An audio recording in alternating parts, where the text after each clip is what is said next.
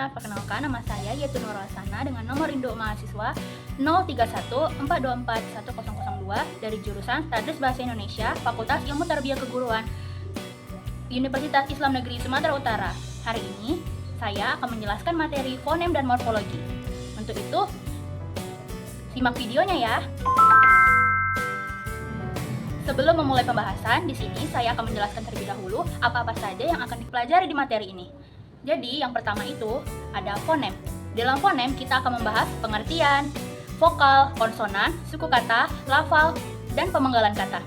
Di materi kedua ada morfologi. Dalam morfologi, kita akan mempelajari pengertian morfologi, morfem, morf, dan alomorf. Di materi ketiga, kita akan membahas proses morfologis. Dalam proses morfologis, di situ akan dibahas cara pengafiksan, reduplikasi, pengamburan, dan pemajemukan. Lalu di materi keempat, yaitu morfofonemik. Di dalam materi itu, kita akan mempelajari pengertian dan proses morfofonemik. Yang pertama, yaitu fonem. Di sini, saya akan menjelaskan pengertiannya. Fonem adalah bunyi terkecil yang bisa membedakan arti atau makna dari sebuah ucapan. Atau, istilah fonem dapat didefinisikan sebagai satuan bahasa terkecil yang bersifat fungsional. Artinya, satuan fonem memiliki fungsi untuk membedakan makna. Kita ambil contohnya ya, yaitu ada kakak dan kakek. Kakak dan kakek, terdapat perbedaan pada bunyi A yang dilambangkan dengan huruf A dan bunyi E yang dilambangkan dengan huruf E. Fungsi dari bunyi ini adalah untuk membedakan antara dari makna kakak dan makna kakek. Selanjutnya, ada vokal dan konsonan. Vokal adalah bunyi bahasa yang arus udaranya tidak mengalami rintangan. Pada pembentukan vokal akan terjadi artikulasi. Fonem vokal memiliki 6 bunyi yang ditulis dengan huruf A, E, I, O, dan U. Contohnya ada asap, erat, ibu, obat, dan suku. Selanjutnya ada juga vokal rangkap atau vokal diftong. Vokal diftong ada 3, yaitu mencakup I, Au, dan Oi. Contohnya itu kalau untuk I ada pada kata pawai, untuk Au ada pada lampau, dan Oi ada pada kata kopoi. Setelah vokal, lalu ada konsonan. Konsonan ini adalah bunyi bahasa yang dibentuk dengan menghambat arus udara pada sebagian alat ucap. Dalam hal ini, terjadilah artikulasi. Konsonan ditulis dengan satu huruf yang disebut monograf. Contoh dari konsonan yaitu B, C, D, F, G, H, J, K, L, M, N, P, W, dan Y. Selain itu, ada konsonan yang ditulis dengan dua huruf yang disebut diagraf, seperti eng, nya, k, dan sya. Contoh dari konsonan ini yaitu eng terdapat pada kata bunga, nya terdapat pada kata nyaman, k terdapat pada kata khas, dan sya pada kata syair. Lalu ada suku kata. Suku kata selalu ditandai oleh sebuah vokal yang disebut V yang dapat didahului, diikuti, atau diapit oleh konsonan. Konsonan disingkat dengan huruf K. Suku yang diakhiri vokal disebut suku terbuka dan diakhiri dengan konsonan disebut suku tertutup. Di Indonesia sendiri terdapat 11 pola suku kata. Yang pertama itu ada vokal, yang kedua vokal konsonan, yang ketiga konsonan vokal, yang keempat konsonan vokal konsonan, yang kelima konsonan vokal konsonan konsonan, yang keenam konsonan vokal konsonan konsonan konsonan, yang ketujuh ada konsonan konsonan vokal, yang kedelapan konsonan konsonan vokal konsonan, yang kesembilan konsonan konsonan konsonan vokal, yang kesepuluh konsonan konsonan konsonal vokal konsonal, dan yang terakhir 11 konsonan konsonan konsonan vokal konsonan konsonan. Selanjutnya ada lafal. Lafal adalah cara mengucap kata. Lafal yang baik adalah lafal baku yang bebas dari ciri lafal asing ataupun lafal daerah. Contoh lafal di sini adalah kata berat. Berat dilafalkan dengan berat, bukan berat. Bagus dilafalkan dengan bagus, bukan bagus. Lalu, rahmat dilafalkan dengan rahmat, bukan rohmat ataupun rohmat.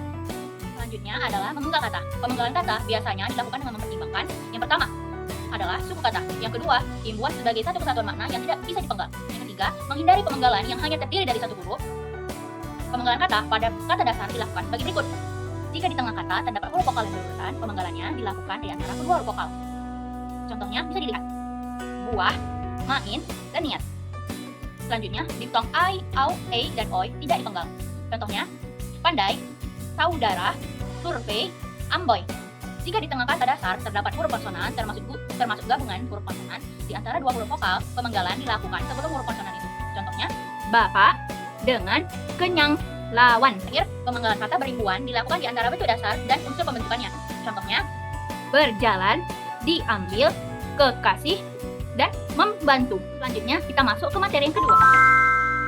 Sekarang kita bahas pengertian morfologi dulu ya. Kata morfologi secara etimologis yaitu morfologi. Morfologi terdiri dari dua kata. Morf berarti bentuk dan logos berarti ilmu. Morfologi juga diartikan sebagai ilmu tentang bentuk atau studi mengenai struktur dan bentuk. Menurut Rama, morfologi adalah bagian dari ilmu bahasa yang membicarakan atau mempelajari seluk-beluk kata serta pengaruh perubahan-perubahan bentuk kata terdapat dalam beberapa golongan kata. Sedangkan menurut Verhaar menjelaskan bahwa morfologi adalah cabang linguistik yang proses dalam satuan-satuan dasar bahasa sebagai satuan gramatikal. Selanjutnya, kita akan membahas pengertian morfem. Morfem merupakan suatu bentuk bahasa yang tidak mengandung bagian-bagian yang mirip dengan bentuk lain, baik bunyi maupun maknanya. Morfem juga dikatakan sebagai unsur terkecil dari pembentukan kata yang disesuaikan dengan aturan suatu bahasa. Contohnya, kata praduga memiliki dua morfem, yaitu pra dan duga. Selanjutnya, kita akan membahas pengertian morf dan alomorf. Dalam linguistik, morf merupakan representasi fisik dari morfem dalam bentuk suara atau tulisan. Misalnya, dalam kata kenai, bunyi i berfungsi sebagai morf yang menunjukkan wujud fonemis dan morfem tersebut. Selanjutnya, alomorf. Alomorf adalah variasi bentuk dari morfem yang sama, yang muncul dalam konteks distribusi tertentu. Alomorf sudah ditentukan posisinya dan memiliki makna yang sama meskipun bentuknya berbeda. Contoh alomorf yaitu dalam variasi prefiks ada kata ber seperti ber, be, dan be. Contohnya kata bernyanyi, bekerja, dan belajar. Nah, kita udah masuk ke materi yang ketiga nih. Yang pertama tadi ada pengafiksan. Pengertian pengafiksan ini yaitu proses pembubuhan imbuhan pada suatu satuan, baik satuan itu berupa tunggal ataupun konflik, yang tujuannya itu untuk membentuk kata. Contoh, berbaju, menemukan, ditemukan, jawaban. Yang kedua, ada proses reduplikasi. Proses reduplikasi adalah pengulangan bentuk. Hasil pengulangan disebut kata ulang. Sedangkan bentuk yang diulang merupakan bentuk dasar. Contohnya, pohon menjadi pepohonan, laki menjadi lelaki. Proses morfologis yang terakhir yaitu penggabungan atau pemajumukan.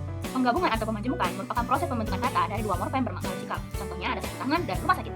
Kita udah masuk ke materi yang keempat, yaitu morfofonemik. Morfofonemik adalah cabang linguistik yang mempelajari perubahan bunyi yang diakibatkan adanya pengelompokan morfem. Sedangkan proses morfofonemik adalah peristiwa fonologis yang terjadi karena pertemuan morfem dengan morfem. Proses morfofonemik ini dalam bahasa Indonesia hanya terjadi dalam pertemuan realisasi morfem dasar morfem dengan realisasi afiks, baik prefiks, sufiks, infiks maupun konfiks. Nah, ada beberapa proses nih dalam proses morfofonemik yang dilihat dari sifat pembentukannya. Proses tersebut adalah proses yang secara otomatis dan proses yang tidak otomatis. Menurut Harimurti Ridalaksana, proses morfofonemik terjadi atas 10, yaitu yang pertama, pemunculan fonem, yang kedua, penggelakan fonem, yang ketiga, pemunculan dan penegakan fonem, yang keempat, pergeseran fonem, yang kelima, perubahan dan penggeseran fonem, yang keenam, pelepasan fonem, yang ketujuh, peluluhan fonem, yang kedelapan, pengisian fonem secara historis, yang kesembilan, pengumpulan fonem berdasarkan pola asing, dan yang kesepuluh, variasi fonem bahasa sumber. Nah, itu tadi pembahasan fonem dan morfologi yang bisa saya sampaikan. Semoga yang saya sampaikan hari ini bisa bermanfaat bagi teman-teman semua. Saya akhiri, wassalamualaikum warahmatullahi wabarakatuh.